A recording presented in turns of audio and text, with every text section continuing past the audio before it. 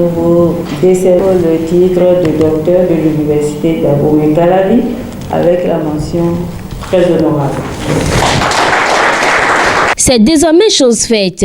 Elia Saba est désormais docteur de l'Université d'Abomey-Calavi à l'issue de sa soutenance de thèse ce vendredi 6 mai 2022 à la salle du laboratoire écologique appliqué de l'UAC. Essai d'amélioration par voie s'essuyer des IAM du complexe d'espèces. Ainsi se présente le thème de la thèse du jeune docteur qui a reçu l'approbation et la validation des membres du jury international constitué pour l'appréciation de ses travaux de recherche. Lors de cette soutenance, Dr Elia Saba a démontré à travers des explications convaincantes que des virus, maladies et autres s'accumulent dans les ignames utilisés par les paysans pour multiplication, ce qui baisse les rendements de ces agriculteurs.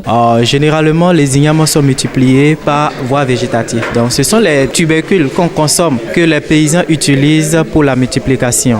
Mais il s'est avéré qu'au fil du temps, lorsqu'on utilise ces semences, les virus, les maladies, tout ce que la terre a comme nuisible s'accumule dans ces tubercules et les semences perdent leur vigueur. Alors, lorsque les semences perdent leur vigueur, le rendement baisse et cela fait qu'au fil du temps, les paysans abandonnent les cultivars. Donc, vous allez les voir tout le temps à la recherche de nouveaux cultivars adaptés qui ont bon rendement, donc adaptés aux nouvelles conditions climatiques. Alors, c'est ce que nous on a voulu donc régler à travers la biologie de la reproduction. Donc, nous ici maintenant, au lieu de partir des tubercules, nous on part des fruits et des graines que les plantes fructifient. Donc, ce sont ces graines qu'on a utilisées, sachant que pour avoir une graine, il faut deux types de cultivars, un cultivar mâle et un cultivar femelle qui vont donc pré-pollinisation féconder pour donner la graine. Donc, les graines sont des hybrides et ça réunit deux types de génotypes d'informations génétiques, ce qui fait que parmi les graines, lorsqu'on obtient des plantules, on peut sélectionner des plantules qui peuvent avoir des capacités plus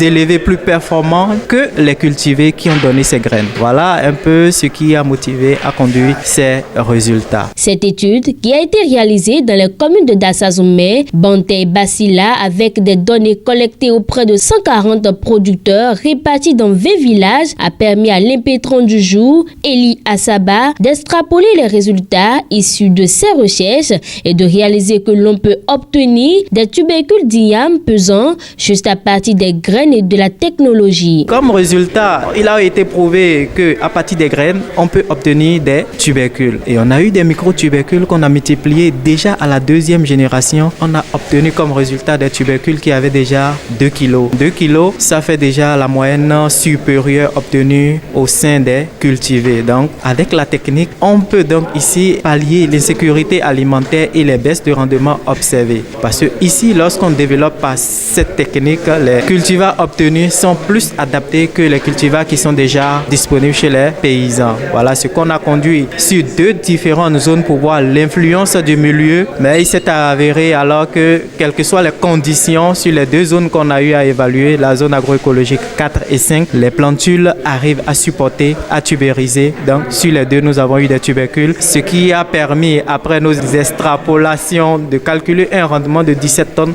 à l'hectare déjà à partir de la 3e année. Afin de faciliter désormais la tâche aux cultivateurs d'IAM, Dr Elia Saba et sa directrice de thèse envisagent de créer un centre de sélection variétale. Ce qu'on envisage avec le professeur, c'est d'avoir un centre de création variétale, de création et de sélection. Puisque le processus est un peu compliqué, les paysans ne vont pas vouloir tout de suite se mettre à le faire. Donc nous, on veut créer un centre où on va multiplier pour sélectionner les hybrides répondant aux contraintes climatiques, présentant les qualités organoleptiques que les consommateurs désirent, que nous allons maintenant multiplier les semences et mettre à la disposition des producteurs. Il n'y a aucun doute que la création de ce centre sera une très bonne opportunité pour les producteurs béninois et d'ailleurs qui pourront véritablement profiter des fruits de leur labeur.